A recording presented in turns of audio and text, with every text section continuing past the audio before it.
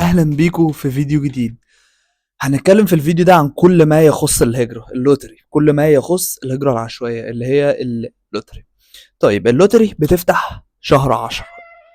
بس يا بابا بصور يا حبيبي. بس الهجرة بتفتح شهر 10. شهر 10 اللي هو شهر اكتوبر من كل سنة. مش محتاج عشان تقدم ان انت يبقى معاك باسبور، ولكن انا بقول لك يعني بيني وبينك، يعني لو عملت باسبور هتبقى ضامن ان نسبة الاخطاء تبقى اقل، فاهم؟ اللي هو مثلا ما تجيش بعد ما تدخل اسمك تيجي تعمل باسبور تلاقي اسمك مكتوب بطريقة تانية، هيعمل لك مشكلة. اه، في الحالة دي ممكن في السفارة الامريكية يعمل لك مشكلة. فعشان تتجنب الحكاية دي انا بقول يستحسن انك تعمل باسبور. ولكن لو ما عندكش قابلية، مش هقدر اعمل باسبور، آه ما عنديش باسبور، ما فيش اي مشكلة. يعني قدم عادي من غير باسبور. هما اصلا لاغيين شرط الباسبور، يعني انك تقدم مش محتاج باسبور. تمام. كل اللي انت محتاجه صورة 5 في 5. الصورة هتبقى جي بي جي، اللي هي في ناس بتسميها جي باج. ايا كان، المهم يعني انت فاهم انا قصدي ايه، اللي هي الصورة جي بي جي. لو هتعملها عند مصوراتي خليه ياخدها لك على سكانر، لان ده اللي هتدخلها منه على السايت بتاع الهجرة، اللي هو تاخدها في الفايلات على الموبايل، يعني عشان ده اللي هتدخلها على الابلكيشن بتاع الهجرة. طيب، وفي نفس الوقت هتخليه يطبع لك منها 3 نسخ برضو 5 في 5. في حالة ان انت لو كسبت في السفارة الامريكية هتحتاج تاخد معاك النسخ دي لكل شهر، لكل شهر فرد تقريبا نسختين، بس خلي معاك 3 نسخ احتياطي لكل طبعا فرد. يعني لو كسبت انا واسرتي، كل اسرتك كل واحد هتاخد له 3 نسخ من الصورة اللي هي 5 في 5. تمام. وطبعا لازم لازم لازم لو كسبت لازم يبقى معاك باسبور. ما انت هتروح المقابلة هتاخد الختم بتاع الدخول اللي هي التأشيرة، هتاخدها على ايه؟ فلازم باسبور. بتسيب لهم الباسبور وهم بيبعتوا لك عن طريق شركة شحن، ايا كان شركة الشحن اللي هم متعاقدين معاها في البلد اللي انت فيها يعني. فدي حاجة مهمة. طيب، التقديم ما تقدمش غير مرة واحدة فقط. مرة واحدة تقدم، دخلت الصورة دخلت البيانات طلع لك كونفirmation نمبر، ما تقدمش تاني. خدت كونفirmation نمبر، شيل الكونفirmation نمبر في حتة. في ناس بتيجي تقول لي، يعني شوف بقى، انا كنت بقابل السنة اللي فاتت انا ضيعت الكونفirmation نمبر. مفيش مشكلة، اعمل فورجيت، خش برقم بالايميل بتاعك، خش بالايميل بتاعك واكتب اسم العيله. طيب، انا مش عارف اكتب، بص الاقي ايه بقى، بص ركز معايا، الاقي ايه؟ انا مش عارف اكتب اسم العيله زي ما دخلته اول مره. يعني ايه مش عارف تكتب اسم العيله زي ما دخلته اول مره؟ دي حاجه. انا نسيت الايميل اللي انا بقدم بيه، شوفه على الموبايل. لا، ما اصل ده مش الايميل اللي على الموبايل. طب قول لي انا اساعدك. لا انت يعني لو انت كده ما تجيش امريكا، ما تقدمش على الهجرة، لانك هتتعب جامد، هتعاني، وفي سجل ضريبي وحاجات قد كده هتعملها هناك. فلو كده خليك عندك احسن ارجوك، لان انت هتيجي تتعذب، هتروح امريكا فعلا. يعني هتلعن اليوم اللي انت جيت فيه يعني. فارجوك، الايميل اللي تقدم بيه هو نفس الايميل اللي على الموبايل، مش هيخسرك حاجه ومش هيعمل لك اي اضرارات يعني. مفيش اي ضرر. آه، اسم العيلة تكتبه زي ما انت بتكتبه على طول، ما تشكلش فيه. تقدم مرة واحدة اسم العيلة، البيانات بتاعتك كلها مظبوط، الصورة نفس الكلام، هي نفس الصورة اللي انت هتبقى طابعها. طيب انا لو بعملها من على الموبايل ومش هعرف اطبعها، خليها معاك. يعني عملت الصورة من على الموبايل. انا عارف واحدة كان عامل الصور بتاعة الهجرة من على الموبايل، يعني مصورها بموبايل كان ايفون 12 برو، وعملها هو وظبطها هو على بنفسه. يعني عملها 5 في 5 جي بيج وكده، اللي هي الجي بي جي، ورفعها على الموقع. وهو حاليا في امريكا بسبب اللوتري، كان فاز في اللوتري وهو حاليا في امريكا. فايا كان هتعملها بالموبايل لو هتعرف، مفيش مشكله. طيب اعمل ايه بقى لو كسبت؟ انت بتقول لازم اخد لهم نسخه، هتخلي نفس النسخه اللي انت مقدم بيها على الموبايل هتروح تطبعها برضو عند اي مصورات، ياخدها عنده على السيستم يطبعها لك ويطلعها لك صور كانها من عنده بالظبط. مفيش اي مشكله. نفس الكلام 3 نسخ يعملها لك 5 في 5.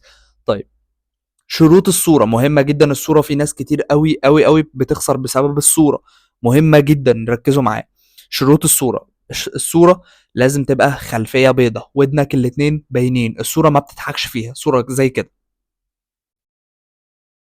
خلفية بيضة، مفيش اي حاجة جنبك. الشادو اللي هو الظلال او الظل يعني بتاعك اللي هو الشادو، ما ينفعش يبقى موجود في الصوره. ما ينفعش يبقى عندك شادو وراك هنا ولا هنا، ما ينفعش يبقى وراك في شادو. طيب انا اتحكم فيها ازاي؟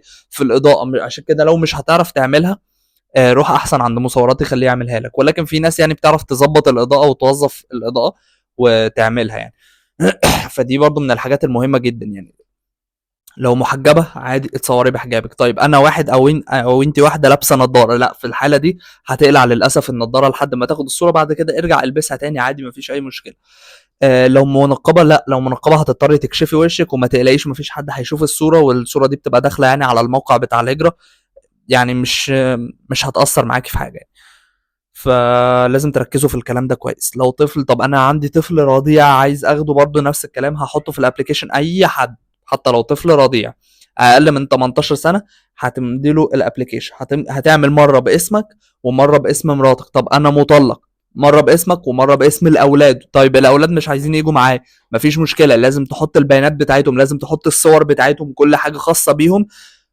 طيب انا مش عايزهم يجوا معايا برضه، هتعمل ايه بقى ساعتها عشان ما يجوش معاك؟ مش هتاخدهم معاك المقابله، لان ايا كان مين اللي في الابليكيشن، الشخص اللي مش هيروح المقابله مش هياخد التاشيره بتاعت امريكا، وكانه ما كسبش اللوتري. طيب انا ومراتي قدمنا، انا قدمت مره وهي قدمت مره، انا اللي مراتي اللي كسبت تمام.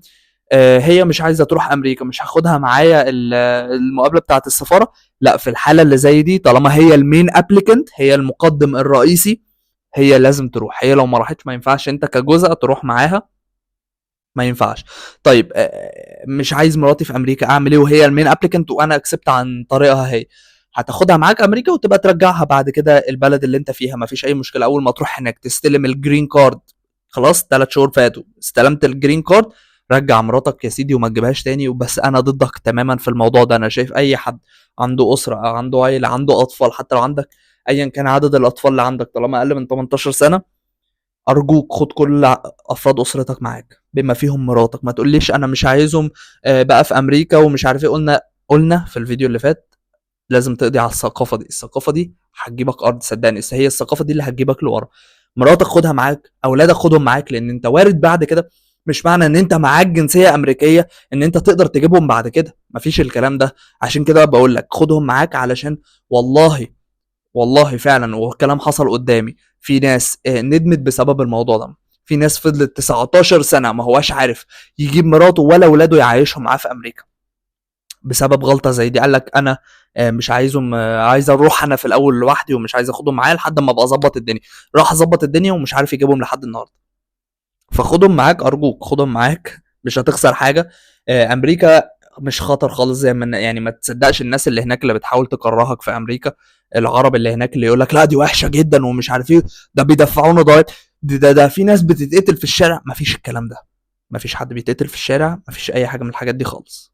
فما تتمناش الشر لغيرك. كلام للعرب المقيمين في امريكا، ما تقول لهمش كلام وانت عارف كويس قوي ان الكلام مش صح، وانت عارف كويس قوي ان ما هياش يعني بدرجة الخطورة اللي تمنع واحد انه يجي. ما هواش انت كل يوم بتتعرض لعملية اغتيال. ما فيش الكلام ده في امريكا، انا بقول لك ما فيش الكلام ده في امريكا، انا بطمنك اهو. طيب انا بنت عايزه اسافر لوحدي وخايفه من الولايات اللي مش امان، ما تروحيش الولايات اللي مش امان. ما هو في احنا عاملين فيديوهات بالولايات الامان، وقلت ايه كذا مره الولايات اللي مش امان، راجع الفيديوهات هتعرفي ايه بالظبط. بس عادي امريكا حتى الولايات اللي مش امان، مش امان بالنسبه لمين؟ مش امان بالنسبه لواحد ماشي شمال، مش امان بالنسبه لواحد بيتاجر في المخدرات. هم دول اللي بيقتلوا بعض، وهم دول يعني مش دايما يقول لك اعلى بلد بيتقتل فيها ناس، هم دول اللي بيتقتلوا تجار المخدرات والناس اللي ماشيه شمال. غير كده موضوع التثبيت، طب انا اتثبت ومش عارف ايه، نادرا جدا ما بتحصل، وممكن تحصل في اي بلد عشان تبقى عارف يعني، ما هياش بتحصل في الكلام ده في امريكا بس، ممكن تحصل في اي بلد. تمام، ما هواش امريكا بس اللي ممكن تتثبت فيها يعني يتاخد منك الحاجات بتاعتك، وفي دول عربيه كتير ممكن يحصل فيها الكلام ده يعني عادي جدا. فما تكرهوش اصحابكم اللي عايزين يجوا يرتاحوا. يعني هم عايزين يجوا، هو اكيد طالما عايز يجي امريكا ان هو عايز يحسن حياته مثلا مش لاقي وظيفه مثلا اللي هي تجيب له مرتب كويس، ممكن يكون مش لاقي وظيفه اصلا انت ما تعرفش، فبتقول له معلومات غلط مضلله. ليه بتكذب عليه؟ ليه؟ هو انت يعني دايما عارف اللي هو لما تتمنى الخير لغيرك ربنا هيضاعف لك انت ثوابك. يعني دايما اللي تتمناه لحد تاني هو نفس اللي تتمناه لنفسك. فانت عايز الخير لنفسك، اتمنى الخير لغيرك، فاهم؟ فانت ممكن تخيل ان انت ممكن تدمر حياة بني ادم كان عامل حسابه على الهجرة، وان انت بسبب ان انت كلامك اللي مش حقيقي ده، وانت عارف ان انا قصدي ايه، وانت فاهم كويس ان كلامك مش حقيقي اللي انت بتروح تقوله للناس، ممكن تدمر له حياته. يعني هو ممكن يكون باني فعلا مستقبله على انه يجي امريكا يشتغل يعيش اهله، يعرف يفتح بيت بالوظيفه اللي هو هياخدها في امريكا.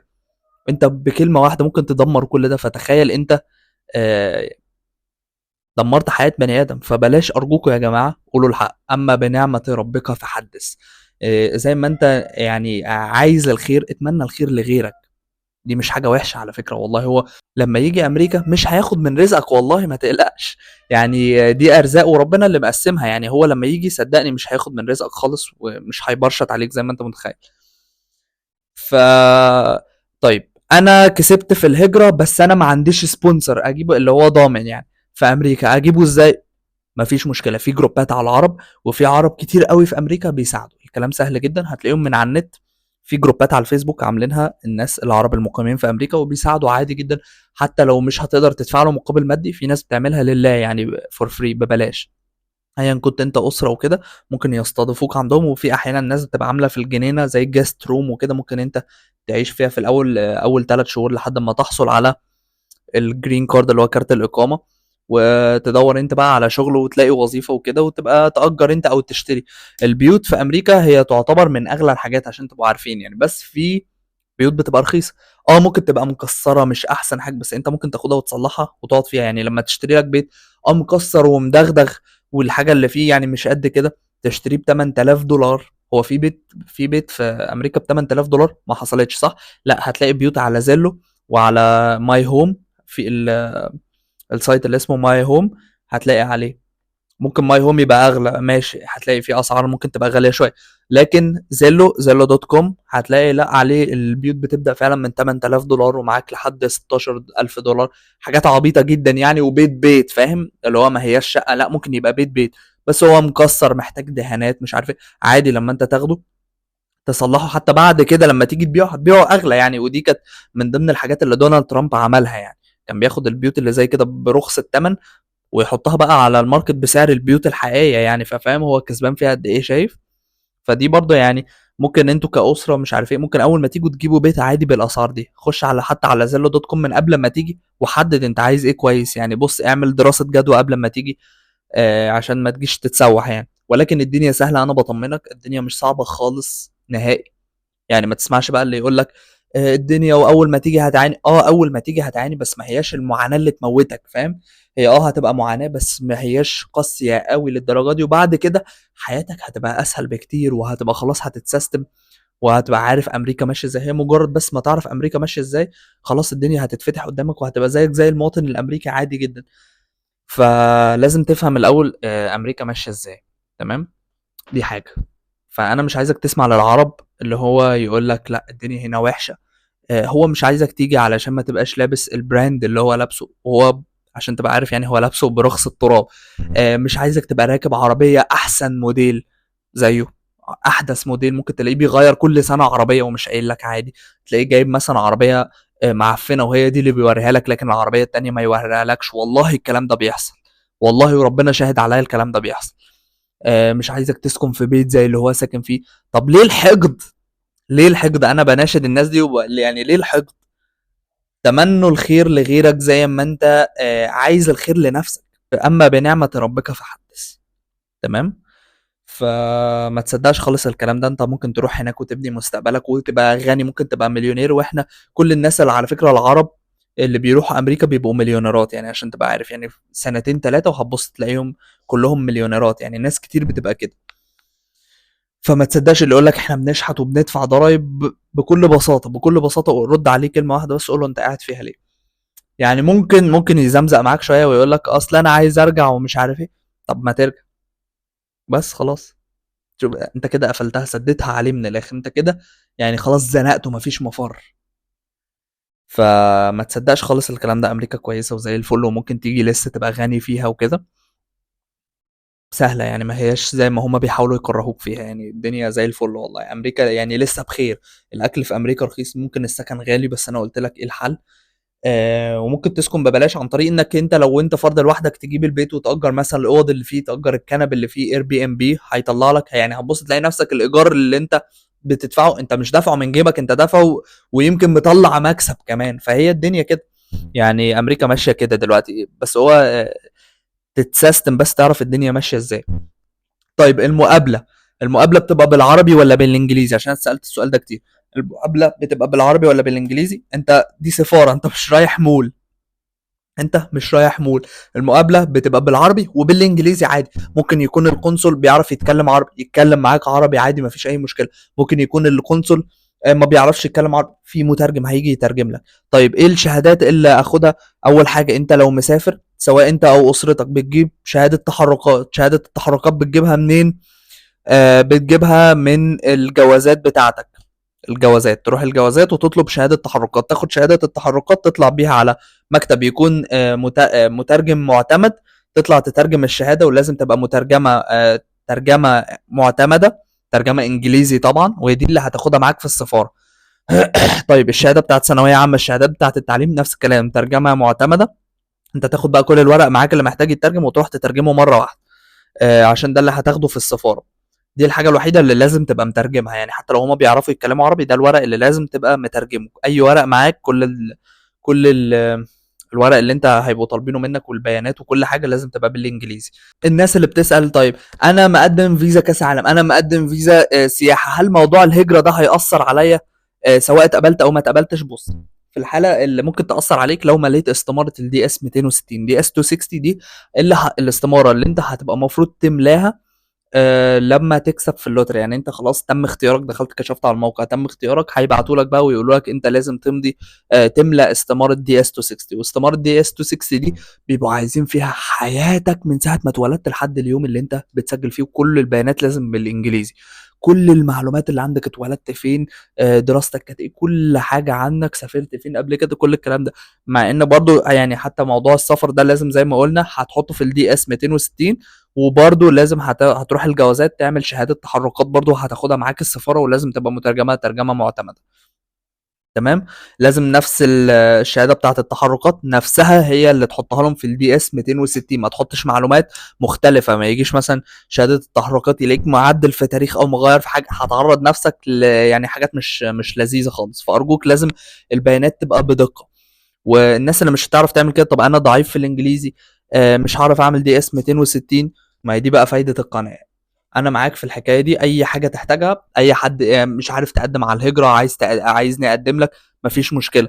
انا ضيعت الكونفirmation نمبر، هو دي بقى فايده انك تقدم معايا. انا هيبقى عندي دوسيهات هحتفظ فيها بكل الكونفirmation نمبر بتاعتكم، بمجرد ان يجي ميعاد الكشف هخش انا اكشف لك عادي خالص، واطلع لك النتيجه بتاعتك. عايزني املى لك الدي اس 260، مفيش مشكله، حتى لو انتوا عيله مفيش برضو اي مشكله. دي اس 260 دي بتبقى زي استماره طويله جدا جدا، يعني هي بتبقى طويله الصراحه وبتبقى صعبه ورخمه، انا شفتها كتير. بس دي هتضطر للاسف تملاها لكل فرد في العيله، لكل فرد في العيله، حتى اللي مش رايح، حتى اللي مش رايح. بس لو مش عايزه يروح ما تاخدوش بقى معاك المقابله. فطيب انا من السودان وقاعد في الصين، ما فيش مشكله تقدر تقدم. طيب انا سوري وقاعد في اليمن، ما فيش مشكله تقدر تقدم. بص يا جماعه، البلاد العربيه بتاعتنا كلها تقدر تقدم على اللوتري عادي خالص، ما فيش اي مشكله، تقدر تقدم ما تقلقش. يعني البلد الوحيده اللي ما تقدرش ان هي تقدم ايران، سواء انت ايراني او انت قاعد في ايران، بس في الحاله دي انت ما تقدرش تقدم. وخد بالك في اختلاف، يعني بلد الميلاد حاجه والبلد الاقامه حاجه تانية. ما ممكن انا مثلا ابقى انا سوري مقيم في دبي، طيب هحط بلد الميلاد سوريا، بلد الاقامه دبي. ليه بقى لازم تعمل كده؟ لان بلد الاقامه اللي هي دبي دي ايا كان، يعني مش شرط تكون دبي، يعني ايا كان انت قاعد فين، دي اللي انت هتعمل فيها المقابله، دي اللي هيبقى لو كسبت هيبقى عندك البيانات في السفاره بتاعتها اللي بناء عليها هتعمل المقابله فيها. تمام. ف لازم تاخد بالك من الحته دي. طب انا سوري وقاعد في سوريا، مفيش مشكله، بلد الميلاد سوريا، بلد الاقامه سوريا برضه عادي، مفيش اي مشكله ايا كانت البلد، حتى لو السودان، حتى لو. طب انا ليبي وقاعد في تونس، مفيش مشكله. طب انا تونسي وقاعد في المغرب، مفيش اي مشكله، تقدر تقدم. تقدر حتى تقدم على بي 1 بي 2، تقدر تروح هناك تعمل لجوء. طب انا جزائري وسمعت ان الجزائر مالهمش، كده كل ده فتي. ما تقلقوش، الدول العربيه قلت لكم مش من الدول اللي هي ممنوعه خالص يعني. تقدر تقدم لجوء لو ما كسبتش في اللوتري، ولو كسبت في اللوتري تقدر عادي تروح، وتقدر تقدم في اللوتري عادي خالص بكل سهوله يعني. ما هياش مش زي ما الناس بتقول يعني. فبس كده، خدوا بالكم من الصورة يا جماعة، الصورة مهمة جدا للناس، في ناس كتير قوي ما بتكسبش بسبب الصورة. أرجوكوا خدوا بالكم من الكلام اللي أنا لسه قايله. شرط الباسبور مش اساسي، يعني حتى لو انت معكش باسبور عادي ما فيش اي مشكله. طيب انا عليا جيش، ما فيش برضو مشكله، هو الحكومه الامريكيه مش هتطلب منك الجيش، ولكن البلد اللي انت فيها هي اللي ممكن ما تطلعكش يعني لحد ما تخلص الجيش.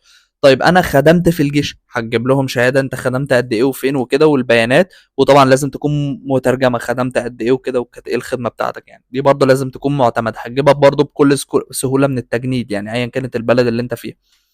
فالدنيا سهله خالص، محدش يخاف من اي حاجه، هتروح هناك تلاقي شغل، الشغل هناك بالعبيط على قفا من يشيل يعني. طب انا راجل كبير مثلا، انا مهندس عندي 60 سنه، مفيش اي مشكله، خد السي في بتاعك ولما تروح امريكا بعد الثلاث شهور اللي يطلع لك فيهم حق العمل، روح الشركات الهندسيه قدم السي في بتاعك، هيجي لك شغل وهتبقى مستقر يعني، الدنيا ما مش بالسن يعني عشان تبقوا عارفين.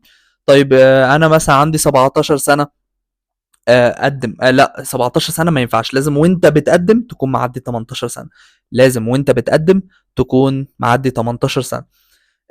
طب لو انا اقل من 18 سنه بتقدم بقى مع اهلك وهم بيقدموا، يعني انت لو انت مثلا الاب مثلا وعندك اسره مثلا عندك طفلين، اقل من 18 سنه بتحط الاطفال، بيتفتح لك ليهم خانه بعد الزوجه، بعد ما بتحط بيانات الزوجه بتحط برضو بيانات الاطفال، ونفس الكلام لو هم اقل من 18 سنه هيجوا معاك، وفي نفس الوقت وانت بتقدم برضو لمراتك نفس الكلام مفيش اي مشكله، بتحط بيانات الاطفال، ولو هي نجحت برضو كلكم بتروح، حتى الاطفال اللي اقل من 18 سنه، حتى الاطفال اللي اقل من 18 سنه.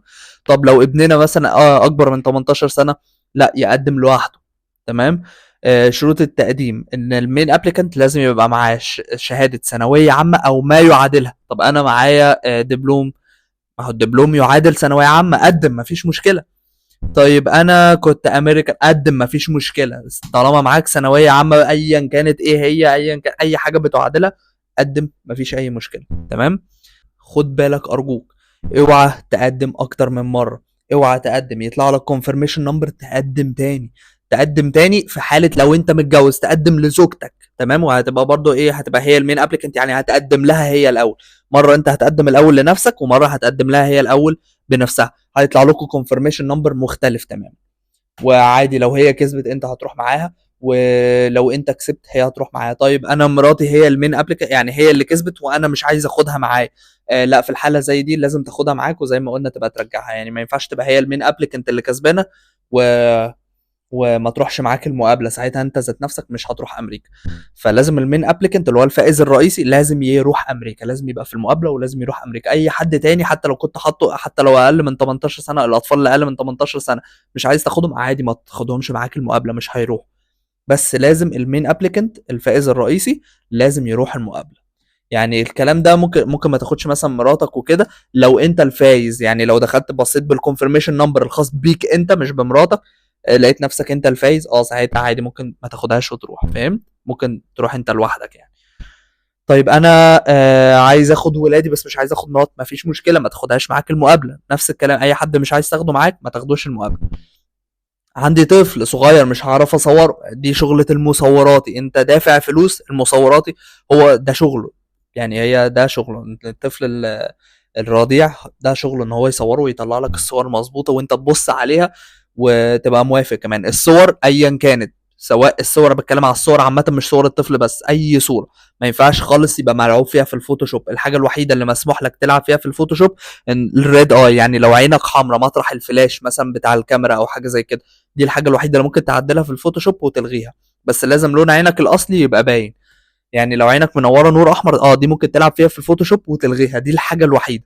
غير كده تاني حاجه ممكن تعملها انك تقص الصوره تعملها اللي هي 5 في 5، لازم الصوره تبقى 5 في 5، ما تضحكش، الصوره تبقى عاديه خالص، تبقى بوشك الطبيعي اللي هو كده، ما تضحكش خالص، ما تبتسمش حتى، ودنك لازم تبقى باينه في الصوره، خلفيه بيضه خالص، ما ينفعش خلفيه زي دي اللي هو عليها الحاجات الذهبي دي، لا ما تنفعش، لازم الصوره، لازم الخلفيه تبقى بيضه خالص. طيب الحيطه مثلا عندي عليها نقاشات زي دي مثلا، هي دي طبعا مش بيضه، انا بتكلم لو بيضه وعليها نقاشات زي دي ما تنفعش برضه نفس الكلام. فخدوا بالكم من الموضوع ده عشان الصوره هي السبب الرئيسي ان في ناس كتير قوي ما بتكسبش. طيب انا ما بعرفش اتكلم انجليزي، هل اللغه شرط اساسي؟ لا، اللغه مش شرط اساسي. هتروح امريكا، اللغه الانجليزي مش شرط اساسي برضه، عشان في ناس بتسال السؤال ده. انا معيش لغه، ما بعرفش اتكلم انجليزي، مش هيفرق معاك في حاجه، بتقدر برضه تروح امريكا، ده مش هيقلل منك في اي حاجه خالص. تمام، يعني مش هيقلل منك في اي حاجه نهائي. المقابله بتبقى بالعربي ولا الانجليزي؟ بتبقى بالعربي ولا الانجليزي، زي ما قلنا بتبقى بالاثنين، سواء القنصل بيعرف يتكلم عربي، لو ما بيعرفش بيبقى فيه مترجم. تمام، يلا ما تشيلوش هم اي حاجه، ويا رب اكون سهلت عليكم كل حاجه، يعني تكون فهمت كل حاجه، ويا رب فعلا ما اكونش سبت حد عنده سؤال محتاج اجابه، ما يكونش في حد يعني محتاج اجابه على السؤال بتاعه. انا بحاول على قد ما اقدر ان انا يعني ما اسيبش سؤال ما اردش عليه، حتى الاسئله اللي الناس ما سالتهاش بحاول اتنبأ بالاسئله وارد عليه، عشان كل واحد يبقى عارف هو هيعمل ايه، يعني ما يبقاش في حد قاعد متوتر ويبقى عنده سؤال وكده. فانا حاولت على قد ما اقدر ان انا ارد على جميع الاسئله اللي اتسالت واللي ما اتسالتش برضه، عشان كله يبقى داخل مطمن يعني. وبس، مش عايزك تشيل هم اي حاجه، ومش عايزك تقلق طول ما انت بتتابع القناه. يعني مش يعني اعتبر ان انا بسهل عليك حياتك، حتى لما تروح امريكا مش عارف الدنيا ماشيه ازاي، اعتبر ان القناه دي دليل المهاجر الجديد حتى، يعني هساعدك لو انت لسه رايح امريكا مهاجر جديد، مش عارف تعمل ايه، مش عارف تجيب بيت ازاي، عايز تشتري عربيه مثلا مش عارف تشتريها ازاي. هي دي بقى فايده القناه، ان انا بسهل عليك كل حاجه من ساعه التقديم على الهجره لحد ما تروح هناك وتستقر يعني، وخلاص تفهم الدنيا وكده. هي دي بقى فايده القناه بتاعتنا. يلا، ارجو ما تبخلش عليا باللايك زي ما انا ما بخلتش عليك بالمعلومه، وشير بقى، يعني ما اقولكش افضحني، انا عايزك افتح الشير واي حد تعرفه ولا ما تعرفوش شير، انا عايز اتفضح النهارده، بص عايزك تفضحني يعني. تمام، الفيديو يعني يعني شير الفيديو على قد ما تقدر، فاهم؟ حتى لو حد معدي في الشارع قول له هات تليفونك هشير لك الفيديو. يلا اشوفكم الفيديو اللي جاي. علي عمرو، سلام عليكم.